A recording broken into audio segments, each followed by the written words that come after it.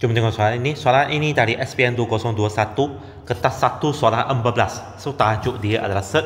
Okay, so ini adalah sebuah segitiga.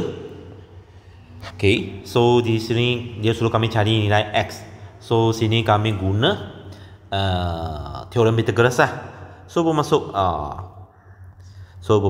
2x plus 1 square tambah square root of 2 power x power 2 sama dengan 3 square root 2 square. So bermaksud 2 power 2x plus 2 tambah 2 power x sama dengan 18.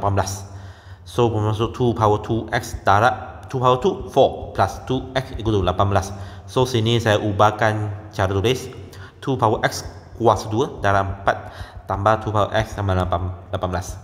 So ketekan 2 power x sama dengan n. So bermaksud n square darab 4 tambah n sama dengan 18. So 4n square plus n minus 18 equal to 0. So 4n tambah 9, n tolak 2 sama 0. So n tak sama dengan negatif 9/4, n sama dengan 2. So bermaksud 2 power x sama dengan 2. So x sama dengan 1.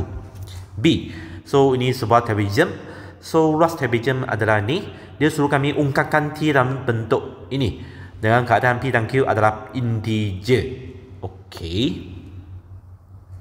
So ini ruas trapezium 1/2 bermaksud hasil tambah pasangan sisi yang serari. So bermaksud punca kuasa 7 tambah 5. So darat dengan tinggi sama dengan 9 ini.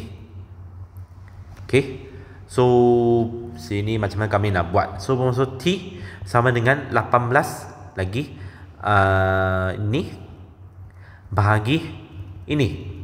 Okey, lepas tu kami darab dengan konjugat dia square root 7 minus 5 per square root 7 minus 5. So sini atas tu kami kembangkan jadi 7 tolak 5 square root 7 tolak square root 7 tambah 5. Penyebut akan menjadi 7 tolak 5. 7 tolak 25. Typo.